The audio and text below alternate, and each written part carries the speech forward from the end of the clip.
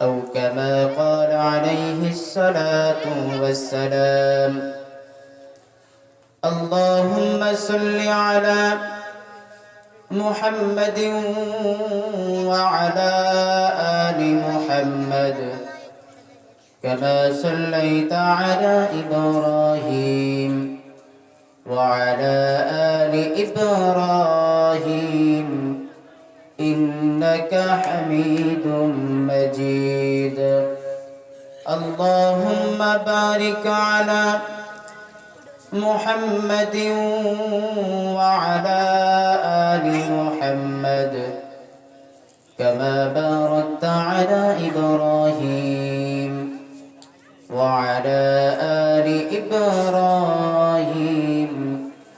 إنك حميد مجيد. بلغ العلا بكماله كشف الدجى بجماله حسنت جميع خصاله صلوا عليه وآله. الحمد لله. ঐতিহ্যবাহী চাঁপাইনবাবগঞ্জ ধর্মপুকুর শামসুল উলুম মাদ্রাসার বাৎসরিক মাহফিলের সম্মানিত সভাপতি, প্রধান অতিথি, বিভিন্ন জায়গা থেকে আগত আমার সারেদাস হযরত উলামা ইকরাম, মুরব্বিয়ানে আযম, যুবক ভাইয়েরা, কচি কচি বাচ্চারা, পর্দার অন্তরালে অবস্থিত আমার সম্মানিত মা ও বোনেরা, মহান আল্লাহ সুবহানাহু ওয়া তাআলার দরবারে অসংখ্য অগণিত শুকর ও সুজুদ যে মহান আল্লাহ সুবহানাহু ওয়া তাআলা আমাদেরকে এই মহতি মজলিসে আল্লাহ তাআলা আমাদের আসার তৌফিক দান করেছেন এবং কিছু কথা বলা এবং শোনার জন্য আল্লাহ তাআলা কবুল করেছেন। সেজন্য সেই মহান মালিকের দরবারে জবান খুলে ইমানের বলে বলিয়ান হয়ে একবার কালিমাতুশ শুকর আদায় করি, আলহামদুলিল্লাহ।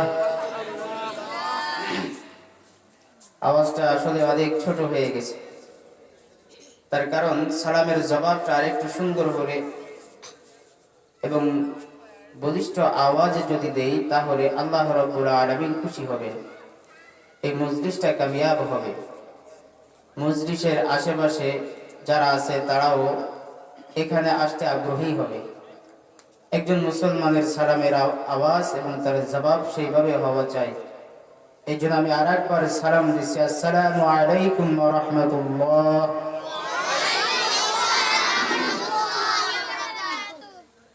আলহামদুলিল্লাহ। এবার কিছু হয়েছে, একটা মাহফিল মজলিস যখন শুরু হয়, এই মজলিসে বোবার মতো বসে থাকা যাবে না। বক্তা যিনি কথা বলবেন, তিনি যে কথাগুলো বলবেন সেগুলো ইখলাসের নিয়তে নিজের সংশোধনের জন্য বলবেন এবং যারা শুনবে, শ্রোতা যারা, তারাও সংশোধনের নিয়তে নিজের জিন্দেগি পরিবর্তনের নিয়তে শুনবে। তাহলে এই বলা এবং শোনার মধ্যে কামিয়াব আছে। আর যদি এমন হয় বক্তা নিজের সুর দেখানোর জন্য, ইলম জাহিরের জন্য বললো, শ্রোতা সুর শোনার জন্য শুনলো, তাহলে এমন মজলিসের কোনো দাম নাই। এজন্য উলামা ইকরামের সঙ্গে আমরাও কিছু কিছু কথা বলবো। কি কথা? মাঝে মাঝে সুবহানাল্লাহ, মাঝে মাঝে আলহামদুলিল্লাহ, আল্লাহু আকবার, এই শব্দগুলো আমরা ব্যবহার করব। প্রশ্ন আসতে পারে, হুজুর এই শব্দগুলো ব্যবহার যদি আমরা করি তাহলে আমাদের লাভ কি, ফায়দা কি? এর লাভ অনেক বড়। হাদিসের মধ্যে এসেছে, বুখারী শরীফের শেষ হাদিস, হযরত আবু হুরায়রা রাদিয়াল্লাহু তাআলা আনহু থেকে একটি হাদিস, বিখ্যাত হাদিস বর্ণিত হয়েছে, যেটা ইমাম বুখারী রাহমাতুল্লাহ আলাইহি তিনি তার বুখারীর শেষ হাদিস তিনি উল্লেখ করেছেন। এই হাদিসের মর্যাদা, এই হাদিসটা এত ভারী এবং এই হাদিস যেমন হযরতে ইমাম বুখারী রাহমাতুল্লাহ আলাইহি সবার শেষে এদের মান মর্যাদা বুলন্দ করেছেন। রাসূল সাল্লাল্লাহু আলাইহি ওয়াসাল্লামের প্রতিটা কথাই তো মর্যাদাপূর্ণ, তবে হাদিসের ক্ষেত্রে, হাদিস বর্ণনার ক্ষেত্রে এই হাদিসটা সর্বশেষ এনে ইমাম বুখারী রাহমাতুল্লাহ আলাইহি এই হাদিসটাকে অনেক উঁচু মানে করেছেন এবং কিয়ামতের ময়দানও এই হাদিস বান্দার জন্য যে উঁচু মানের সেই জিনিসটাই এই হাদিস তার অর্থ বহন করে।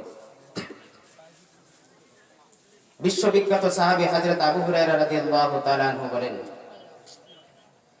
قال النبي صلى الله عليه وسلم كلمتان حبيبتان إلى الرحمن خفيفتان على اللسان ثقيلتان في الميزان سبحان الله وبحمده سبحان الله العظيم সকলেই বলি سبحان الله وبحمده سبحان الله العظيم।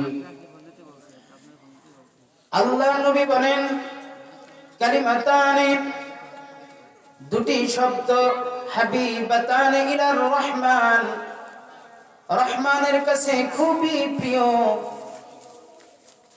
মালিকের কাছে এই শব্দ দুটো খুবই পছন্দনীয়।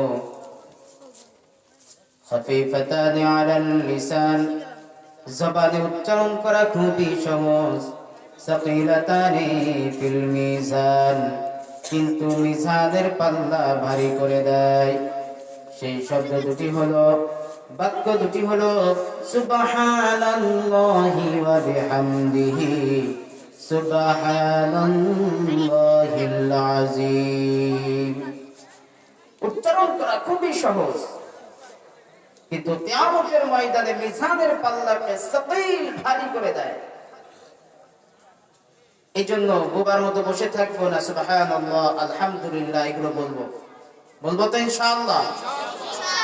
কোরআনুল কারীমের বৃহত্তম সূরা সূরাতুল বাকারা এর 23 নম্বর আয়াত আপনাদের সামনে আমি তেলাওয়াত করেছি। যে আয়াতে কারীমের ভিতরে আল্লাহ তাআলা গোটা মানব সভ্যতার মধ্যে শুধু মানব নয় বরঞ্চ জিন ইনসান যত মাখলুকাত আছে সমস্ত মাখলুকাতের কাছে আল্লাহ তাআলা চ্যালেঞ্জ ছুড়ে দিয়েছেন। জায়গায় জায়গায় আল্লাহ তাআলা এইভাবে বিভিন্ন সময় বিভিন্ন আল্লাহ তাআলা চ্যালেঞ্জ করেছেন। কি চ্যালেঞ্জ? আল্লাহ রাব্বুল আলামিন কোরআনুল কারীম দিয়ে আল্লাহ তাআলা চ্যালেঞ্জ করেছেন যে এই কোরআন হচ্ছে এক অদ্বিতীয় কিতাব, যেটা আল্লাহ তাআলা ইনসানের জন্য আল্লাহ তাআলা নির্ধারণ করেছেন। আল্লাহ তাআলা চাইলেন তার কালামুল্লাহ কোরআনকে অন্য মাখলুককে আল্লাহ তাআলা দিতে পারতেন, যে কথা আল্লাহ তাআলা কোরআনুল কারীমের মধ্যে বলেন। আল্লাহ রাব্বুল আলামিন বলেন, লাউ আনজালনা হাদাল কুরআনা আলা জাবালিন লারাআইতাহু খাশিআম মুতাসাদ্দিআম মিন খাশিয়াতিল্লাহ। আল্লাহ রাব্বুল আলামিন বলেন, আমি চাইলে কোরআনকে, আমার কালামকে আমি অন্য মাখলুকের কাছে আমি এগুলো পেশ করেছিলাম। আমি বলেছিলাম কোরআনকে তোমরা গ্রহণ করো। সমস্ত মাখলুক কোরআন দিতে তারা অস্বীকার করলো, অস্বীকার না বরঞ্চ তারা অপারগতা স্বীকার করলো। আসমানের কাছে রব্বে কারীম কোরআন আমানত রাখতে চেয়েছিলেন। আসমান তুমি কোরআনকে আমানত রাখো, আসমান অপারগতা স্বীকার করলো। মালিক আপনার কালাম, আমি আসমান, এত সুবিশাল আসমান হয়ে আপনার কালামের হেফাজত আমি করতে পারবো কি পারবো না? সুতরাং নিজের অপারগতা মালিকের সামনে প্রকাশ করলো। আল্লাহ রাব্বুল আলামিন এই পৃথিবীর ওজন ভারকে ঠিক রাখার জন্য আল্লাহ তাআলা পাহাড়কে এত শক্তিশালী বানিয়েছেন। এই পাহাড়ের কাছে আল্লাহ তাআলা বলেন, পাহাড় তোমার কাছে আমি কোরআনকে আমানত রাখতে চাই। কোরআন অপারগতা বলল, রব্বে কারীম আমি আপনার কালামকে আমি রাখতে সক্ষম নই, তার কারণ আমি দুর্বল, অতিশয় দুর্বল, আপনার কালামের হেফাজত আমি করতে পারবো না। এই জন্য আল্লাহ তাআলা বলেন, লাউ আনজালনা হাদাল কুরআনা আলা জাবালিন লারাআইতাহু খাশিআন মুতাসাদ্দিআন মিন খাশিয়াতিল্লাহ। পাহাড় তার নিজের অপারগতা দেখিয়েছে, মালিকের কাছে এই কোরআন নিতে নিজের দুর্বলতা প্রকাশ করেছে। আল্লাহ তাআলা ইনসানকে নির্বাচিত করলেন, ইনসানের সামনে পেশ করলেন, আর ইনসান এই কোরআনকে গ্রহণ করেছে। আমার বন্ধুগণ, এই কোরআন আল্লাহ তাআলা ইনসানকে দিয়ে চ্যালেঞ্জ ছুড়ে দিলেন গোটা মানব সভ্যতার কাছে। আল্লাহ তাআলা বললেন, এই কোরআনের মধ্যে একটা সূরা যদি তোমরা পারো দেখাও। আল্লাহ তাআলা সেই কথা কালামুল্লাহর মধ্যে সূরাতুল বাকারার 23 নম্বর আয়াতের মধ্যে আল্লাহ তাআলা উল্লেখ করেন, কুল ইন কুনতুম ফি রাইবিন মিম্মা নাযালনা আলা আবদিনা ফাআতু বিসূরাতিন মিন মিসলিহি। আল্লাহ রাব্বুল আলামিন বলেন, হাবিব আপনি গোটা মানব সভ্যতাকে বলে দিন, যদি তারা সক্ষম হয় তাহলে কোরআনের সূরার মতো একটা সূরা তারা এনে দেখাক, কোরআনের একটা আয়াতের মতো তারা আয়াত এনে দেখাক, যদি তারা সক্ষম হয়। আল্লাহ তাআলা বলেন, শুধু তারা নয়, ওয়াদউ শুহাদাআকুম মিন দুনিল্লাহি ইন কুনতুম সাদিকিন। তারা যদি তাদের দাবিতে যদি সত্যবাদী হয়ে থাকে, তাহলে তাদের আরো যত সহযোগী রয়েছে, দেব দেবী যা কিছু রয়েছে, তাদের প্রভু যারা তাদেরকে ডাকে, সবাইকে সঙ্গে নিয়ে যদি চেষ্টা করে, আমি চ্যালেঞ্জ করলাম কোরআনের সূরার মতো একটা সূরা তারা এনে দেখা। 1400 বছর আগে কোরআন নাজিল হয়েছে, আজও পর্যন্ত এই কোরআন এর চ্যালেঞ্জের মোকাবেলা কেউ করতে পেরেছে? কেউ পারে না। কিয়ামত পর্যন্ত আল্লাহ রাব্বুল আলামিনের এই চ্যালেঞ্জের মোকাবেলা কেউ করতে পারবে না। তার কারণ রব্বুল আলামিন এক অদ্বিতীয় কিতাব আল্লাহ তাআলা নাজিল করেছেন, এমন একখানা কিতাব, এই কিতাব আপনি যখন খুলে পড়া শুরু করবেন, কিতাব পড়তে গেলে কোথাও মনে হবে গদ্য, কোথাও মনে হবে পদ্য, কোথাও মনে হবে ইতিহাস। কোরআনকে এত সুন্দরভাবে আল্লাহ তাআলা খুলে খুলে বর্ণনা করেছেন, এর শব্দ বিন্যাস, এর সুসজ্জিত এর বাক্য রচনাগুলো এত সুন্দর চমৎকার। আপনি পড়বেন, ওয়াশ-শামসি ওয়া দুহাহা ওয়াল কমারি ইযা তালাহা ওয়ান-নাহারি ইযা জাল্লাহা। যতদূর পড়বেন শুধু হা আর হা, হা আর হা। কত সুন্দরভাবে আল্লাহ তাআলা এই কোরআনকে আল্লাহ তাআলা নাযিল করেছেন। এই কোরআন তেলাওয়াত করতে যাবেন, কোরআন কারীম যখন আপনি পড়বেন, পড়া শুরুতে হয়তো আপনি মনে মনে ভাবতে পারেন, এই কিতাব আমি যখন পড়ি, এই কিতাবের মধ্যে কোনো ভুল আছে কিনা। এই সন্দেহ অন্তর থেকে দূর করার জন্য আল্লাহ তাআলা শুরুতেই বান্দার মনের মধ্যে যেন এই কথাটা না আসে, এই জন্য আল্লাহ তাআলা সরাসরি কোরআনুল কারীমের মধ্যে শুরুতে আল্লাহ তাআলা বর্ণনা করে দিলেন। আল্লাহ রাব্বুল আলামিন বলেন, আলিফ লাম মিম যালিকাল কিতাবু লা রাইবা ফীহি হুদাল লিল মুত্তাকিন। আল্লাহ রাব্বুল আলামিন বলেন, এই যে কিতাব আমি নাযিল করেছি, যালিকাল কিতাব, এই কিতাবের মধ্যে লা রাইবা ফীহি, কোনো ধরনের কোনো সন্দেহ নেই। বলেন সুবহানাল্লাহ। কোরআনুল কারীম চ্যালেঞ্জ করলেন, এরপরে আল্লাহ তাআলা নিজেই বর্ণনা করেন চ্যালেঞ্জের মোকাবেলা কেউ তো করতে পারবে না। আবার আল্লাহ তাআলা সন্দেহ নাই এই কথাও ঘোষণা করে দিলেন। কোরআন জায়গায় জায়গায় নিজের পরিচয়গুলো তুলে ধরে, কোরআন তার নিজেই নিজের পরিচয় দেয়। কোরআনের পরিচয় আমাদের দেওয়া লাগবে না। আপনি যদি কোরআনকে যদি প্রশ্ন করেন, কোরআন এই পৃথিবীর জমিনে তুমি কেন নাজিল হয়েছো, কোরআন তার নিজের ভাষায় জবাব দিয়ে দেয়।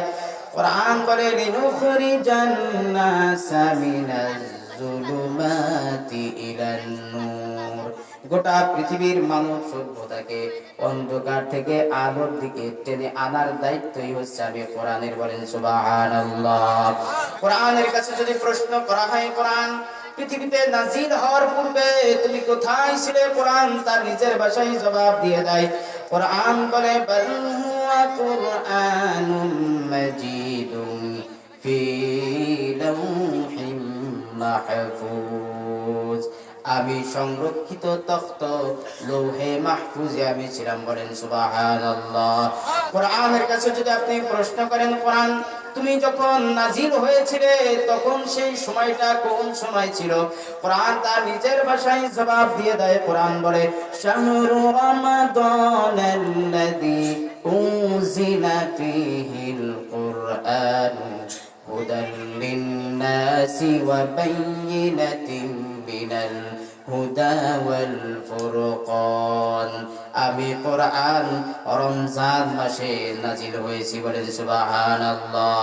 কোরআনের কাছে যদি প্রশ্ন করে, কোরআন বুঝলাম রমজান মাসে নাজিল হয়েছ, কোন রাতে বা দিনে কোন সময় তুমি নাজিল হয়েছ, এমন প্রশ্ন যদি কোরআনের কাছে যদি করা হয়, কোরআন তার নিজের ভাষায় জবাব দিয়া দেয়। কোরআন বলে ইন্না আনজালনাহু ফি লাইলাতিল কদর।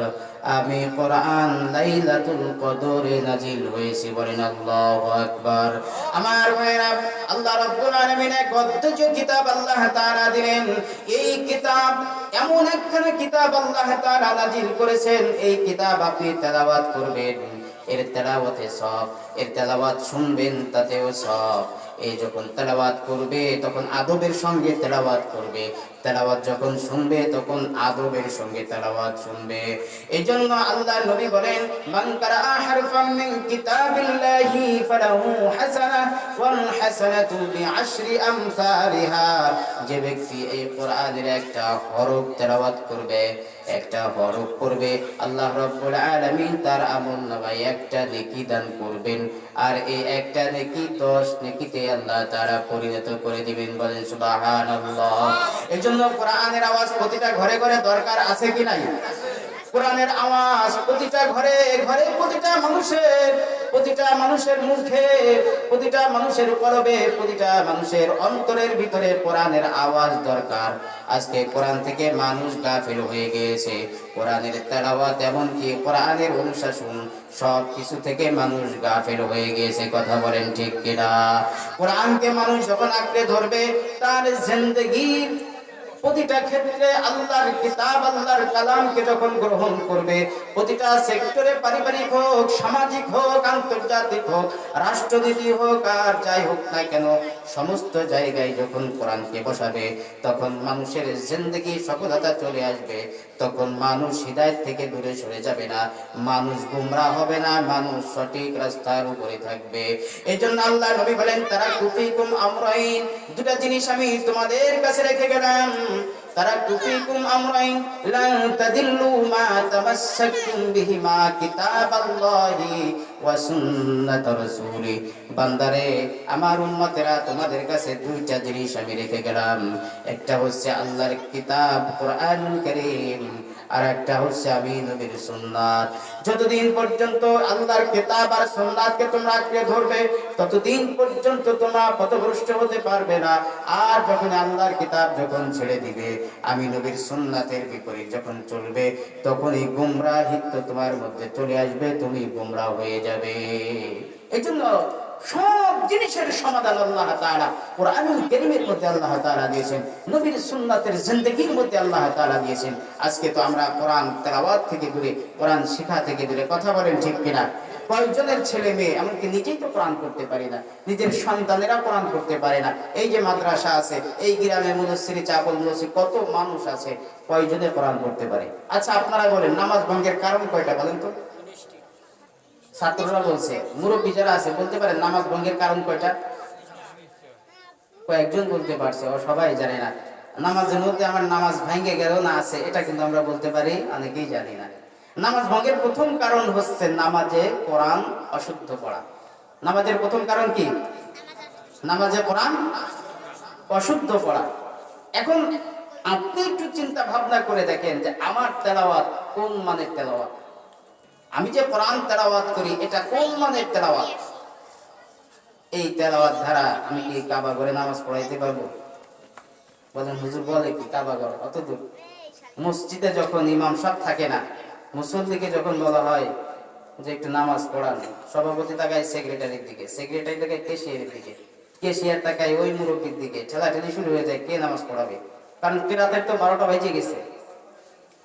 নামাজে যে কেরাত পড়বে, জেহেরের কেরাত আস্তে পড়লে তাও কয়েকজন মুরব্বী একটু যায়, যেহেতু জোহর আর আসর জোরে পড়া লাগবে না, কি পড়লাম কেউ জানে না, পিছনে পিছনে কেউ শুনতে পাবে না, জোহর আর আসর নিরিবিলি পড়াইতে পারে। কিন্তু মাগরিব এশার ফজর যদি হয় তাহলে অবস্থাটা কি হয় একটু চিন্তা ভাবনা করে দেখেন। এই হচ্ছে নামাজের মধ্যে আমাদের অবস্থা। অথচ নামাজ ভঙ্গের প্রথম কারণ হচ্ছে নামাজের কারাম অশুদ্ধ পড়া। কয়জনের তেলাওয়াত শুদ্ধ হয়? তাহলে সারা জীবন যে নামাজ পড়লাম, নামাজ কি কবুল হয়েছে কি হয় নাই? আপনারা বলবেন হুজুর জানি না, আল্লাহ কবুল করলে করতেও পারে। আল্লাহ তো নিজেই বলে দিয়েছে নামাজের মধ্যে কেরাত শুদ্ধ করতে হবে। আবার কেরাতই শুদ্ধ নয়, নামাজ হবে কিভাবে? এই হচ্ছে আমাদের কোরআন তেলাওয়াতের অবস্থা। আর কোরআনের আইন, কোরআনের অনুশাসন, এটা বাস্তবায়ন করা তো অনেক দূরের ব্যাপার। এই জন্য আমার ভাইয়েরা, কুরআনুল কারীম আল্লাহ তাআলা এই উম্মতের জন্য আল্লাহ তাআলা নাযিল করেছেন, শুধুমাত্র তেলাওয়াতের জন্য না। ইবাদতের কথা শুধু বললাম, শুধুমাত্র ইবাদতের জন্য না, বরঞ্চ আল্লাহ তাআলা মানুষের জিন্দেগির तमाम সমস্ত ক্ষেত্রে সব বিষয়ের জন্য আল্লাহ তাআলা এই কোরআনকে নাযিল করেছেন। আমাদের ঘরের মধ্যে তেলাওয়াত নাই, নিজে তেলাওয়াত জানি না, কেউ তেলাওয়াত জানি না, কিন্তু একটা সময় এমন ছিল যেই সময়ে মানুষ শুধু তেলাওয়াত শুধু করতো না, বরঞ্চ তেলাওয়াতের পাশাপাশি কোরআনের অর্থ, এর তাফসীরের তরজমা এত বেশি পরিমাণে তারা আয়ত্ত করেছে। পুরুষ না বরঞ্চ মহিলা, এই মহিলা এমন যে সারা জিন্দেগি ভর আল্লাহর কোরআন দিয়ে কথা বলেছে। বলেন সুবহানাল্লাহ। আমরা তো তেলাওয়াত জানি না, কিন্তু একজন মহিলা সে শুধু তেলাওয়াত না বরঞ্চ কোরআন দিয়ে কথা বলেছে। কেমন যুগ ছিল এই যুগটা, কোন যুগ, কার জামানা? ওই জামানা ছিল হযরতে আব্দুল্লাহ ইবনে মুবারক রাহমাতুল্লাহি আলাইহি, হযরতে বিশ্ববিখ্যাত মুহাদ্দিস হযরত আব্দুল্লাহ ইবনে মুবারক রাহমাতুল্লাহি আলাইহি, তার জামানার অবস্থা এমন ছিল মহিলারা পর্যন্ত কোরআন শুধু তেলাওয়াত না বরঞ্চ কোরআন তার নিজের জিন্দেগিতে বাস্তবায়ন করেছে। এমনকি তামাম জিন্দেগি কোরআন দিয়ে কথা বলেছে। বলেন আল্লাহু আকবার। হযরত আব্দুল্লাহ ইবনে মুবারক রাহমাতুল্লাহি আলাইহি তিনি বর্ণনা করেন, আমি হজ করতে গিয়েছিলাম, হজের কাজ সমর্পণ করে আমি যখন বাইতুল্লাহ শরীফ কাবা ঘর যখন তার চত্বর আমি পার করে সফরের উদ্দেশ্যে কিছুক্ষণ আমি যখন রাস্তা অতিবাহিত করলাম, রাস্তার মধ্যে যাইতে যাইতে হঠাৎ করে মরুভূমির ভিতরে দেখি একটা চাদরের মধ্যে কি যেন বুঝতে পারতেছে না, এটা মানুষ না এটা কোনো পশু বা কোনো সামানা, কিছুই বুঝতে পারছেন না। হযরত আব্দুল্লাহ ইবনে মুবারক রাহমাতুল্লাহি আলাইহি তিনি পৌঁছার জন্য কাছে গিয়ে তিনি সালাম দিলেন। ভিতরে কি যদি মানুষ থাকে তাহলে জবাব দিবে, আর যদি মানুষ না থাকে তাহলে অন্য কিছু হলে তাও বুঝতে পারবো। আবার মানুষ যদি থাকে তাহলে মুর্দা মানুষ না জিন্দা মানুষ, সালাম দিলে বুঝতে পারবো। হযরত আব্দুল্লাহ ইবনে মুবারক রাহমাতুল্লাহি আলাইহি কাছে গিয়ে সালাম দিলেন, আসসালামু আলাইকুম ওয়া রাহমাতুল্লাহ। আমার ভাইরা, সালামের জবাব ওয়া আলাইকুম আসসালাম না হয়ে চাদরের ভিতর থেকে আওয়াজ এলো, সালামুন কওলাম মির রাব্বির রহিম, পরম করুণাময় মহান রবের পক্ষ থেকে তোমার উপর শান্তি বর্ষিত হোক। হযরত আব্দুল্লাহ ইবনে মুবারক বুঝতে পারলেন চাদরের ভিতরে একজন মানুষ, তবে এই মানুষটা কোনো পুরুষ নয় বরঞ্চ একজন মহিলা। হযরত আব্দুল্লাহ ইবনে মুবারক রাহমাতুল্লাহি আলাইহি তিনি বুঝতে পারলেন এমন মহিলা, যে মহিলা বৃদ্ধা মহিলা, চলার মতো শক্তিও কম। এই মহিলা মরুভূমির উত্তপ্ত বালুর মধ্যে চাদর মুড়ি দিয়ে শুয়ে আছে। হযরত আব্দুল্লাহ ইবনে মুবারক রাহমাতুল্লাহি আলাইহি প্রশ্ন করলেন, মা আমি আপনি একজন বৃদ্ধা মহিলা চাদর মুড়িতে পাবে কতক্ষণ উত্তপ্ত গরম বালুর উপরে শুয়ে আছেন? মহিলা জবাব দেয়, আল্লাহর কালাম থেকে জবাব দেয়, সালায়ালিন সাবিয়া, 3 রাত পূর্ণ হয়ে গেল, আমি চাদরের মধ্যে মরুভূমির ভিতর অবস্থান করতেছি। বলেন আল্লাহু আকবার। আমার ভাইরা, হযরত আব্দুল্লাহ ইবনে মুবারক রাহমাতুল্লাহ আলাইহি বলেন, আপনি কেন এভাবে মরুভূমির মধ্যে শুয়ে আছেন, কারণটা কি? একাকিনী এইভাবে কেন শুয়েছেন, আপনার এই হালত কেন, আপনার এই অবস্থা কেন? জবাবে মহিলা নিজের মাতৃ জবান দিয়ে কথা বলে নাই, আল্লাহর কোরআন তেলাওয়াত করে জবাব দেয়। তিনি বলেন, মাইয়ুদলিল্লাহু ফামা লাহু মিন নাহাদ। আল্লাহ রাব্বুল আলামিন যাকে পথভ্রষ্ট করেন, দুনিয়ার কেউ তাকে পথ দেখাইতে পারে না। কথা বলেন ঠিক কিনা? মাইয়াহদিল্লাহু ফাহুয়াল মুহতাদ ওয়া মাইয়ুদলিল ফালান তাজিদ লাহু ওয়ালিয়াম মুরশিদা। আল্লাহ রাব্বুল আলামিন যাকে পথভ্রষ্ট করেন, গোমরাহ করে দেন, যে দুনিয়ার কোনো অভিভাবক নাই তাকে রাস্তা দেখাবে। কথা বলেন ঠিক কিনা? আমার ভাইরা, হযরত আব্দুল্লাহ ইবনে মুবারক জিজ্ঞাসা করলেন, মা বুঝলাম। বুড়ি এই আয়াত তেলাওয়াত করে বুঝাইতে চাইলেন, মুহাদ্দিস সাহেব, আমি হজ করতে এসেছিলাম, আমার সাথে সঙ্গী যারা ছিল, আমি উটের পৃষ্ঠে থেকে আমি পড়ে গিয়েছি, বুঝতেও পারি নাই। তারা আমাকে এখানে ফেলে চলে গিয়েছে রাতের আধারে, বুঝতে পারে নাই। এই জন্য মরুভূমির ভিতরে মহিলা মানুষ, কোথায় যাব রাস্তা চিনি না, কিছুই চিনি না, চাদর মুড়ি দিয়ে জন্য শুয়ে আছি। হযরত আব্দুল্লাহ ইবনে মুবারক জিজ্ঞাসা করে, মা তাহলে আপনি এইভাবে চাদর মুড়ি দিয়ে শুয়ে আছেন 3 দিন 3 রাত হয়ে গেল, আপনি কি খেয়েছেন? খানা পিনা কি খেয়েছেন? আমার কাছে খাবার আছে, কি আপনি খাবার খেয়েছেন? বুড়ি তার জবাবে বলে, আল্লাযী হুয়া ইউতঈমুনি ওয়া ইয়াসকিন। ওই মহান আল্লাহ রাব্বুল আলামিন আমার খাবার এবং পানির ব্যবস্থা করেছেন। আল্লাহু আকবার। আল্লাহ রাব্বুল আলামিন খাবার পানির ব্যবস্থা। মুহাদ্দিস সাহেব চিন্তা করে, তাহলে আমার কাছে কিছু খাবার আছে, 3 দিন যেহেতু আপনি খান নাই বা কি খেয়েছেন না খেয়েছেন, একটু খাবার গ্রহণ করেন। মুহাদ্দিস সাহেব যখন এই প্রশ্ন বুড়িকে যখন করলেন, বুড়ি তার জবাবে আল্লাহর কোরআন তেলাওয়াত করে। বুড়ি মুহাদ্দিস সাহেবের জবাবে বলেন, সুম্মা আতিম্মুস সিয়াবা ইলাল লাইল। আল্লাহ তাআলা বলেন, তোমাদের রোজাকে তোমরা সন্ধ্যা পর্যন্ত পূর্ণ করো। তার মানে বুড়ি বুঝাইতে চাইলেন, মুহাদ্দিস সাহেব, আপনি যতই খাবার দেন আর যতই লোভনীয় খাবারের প্রস্তাব দেন না কেন, সন্ধ্যা না আসা পর্যন্ত আমি খাইতে পারবো না। তার কারণ আমি রোজা রেখেছি, আমি খাবার গ্রহণ করতে পারবো না। মুহাদ্দিস সাহেব বলেন, মুহাদ্দিস সাহেব তিনি তো কম বড় মুহাদ্দিস না। হযরত আব্দুল্লাহ ইবনে মুবারক রাহমাতুল্লাহ যুগ শ্রেষ্ঠ মুহাদ্দিস।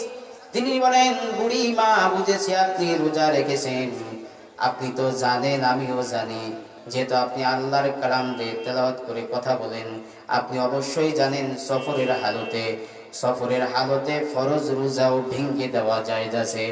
আর এটা তো রমজান মাসের রোজা না, অবশ্যই আপনি নফল রোজা রেখেছেন, আপনি নফল রোজা ভাঙতে পারেন, আপনি নফল রোজাটা ভেঙে দেন।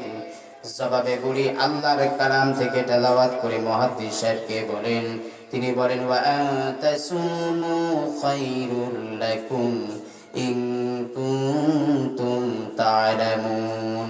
তুমি যদি কোনো নফল রোজাও রাখো, তাহলে এই সম্পর্কে আল্লাহ রাব্বুল আলামিন জানবেন এবং তার প্রতিদান আল্লাহ তাআলা দান করবেন। এই আয়াত তেলাওয়াত করে বুড়ি বললেন, মুহাদ্দিস সাহেব, আমি রোজা রেখেছি, আমি এই রোজা ভাঙতে পারবো না। তার কারণ হলো আল্লাহ রাব্বুল আলামিনের সন্তুষ্টির জন্য আমি নফল রোজা রেখেছি, রোজাটা ভাঙতে পারবো না।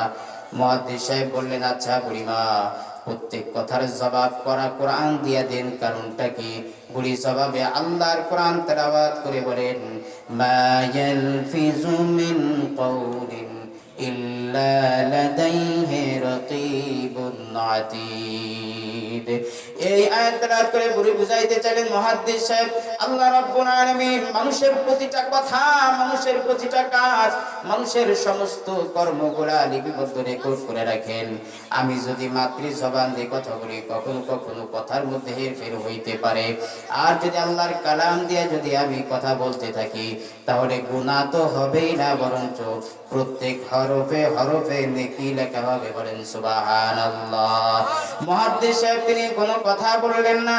তিনি চিন্তা করলেন, তাহলে তো বুড়িকে ইন্টারভিউ নেওয়া দরকার, প্রতিটা কথার জবাব আমি মুহাদ্দিস সাহেব, যুগ শ্রেষ্ঠ মুহাদ্দিস, আমি মাতৃভাষায় কথা বলি আর বুড়ি আল্লাহর কালাম দিয়ে কথা বলে। কত বড় মুহাদ্দিস আমি জানতে চাই। বুড়ি মুহাদ্দিস সাহেব প্রশ্ন করলেন, আচ্ছা বুড়িমা আপনার বাড়ি কোথায়? কি জিজ্ঞাসা করলেন? আপনার বাড়ি কোথায়? কারণ কোরআনের মধ্যে কি মুদস্সির আছে, চাপাইল আছে, মধুপুর আছে?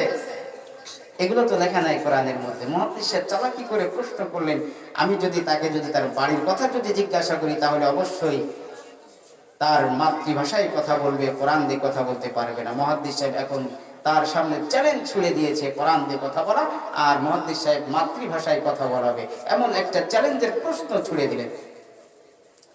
মুহাদ্দিস সাহেব যখন জিজ্ঞাসা করলেন, বুড়িমা আপনার বাড়ি কোথায়? বুড়ি তার নিজের জবান দিয়ে তার বাড়ির ঠিকানা না বলে বরঞ্চ আল্লাহর কালাম তেলাওয়াত করে বুড়ি জবাব দিলেন। তিনি বললেন, সুবহানাল্লাযী আসরা বিআবদিহি লাইলাম মিনাল মাসজিদিল হারামি ইলাল মাসজিদিল আকসা।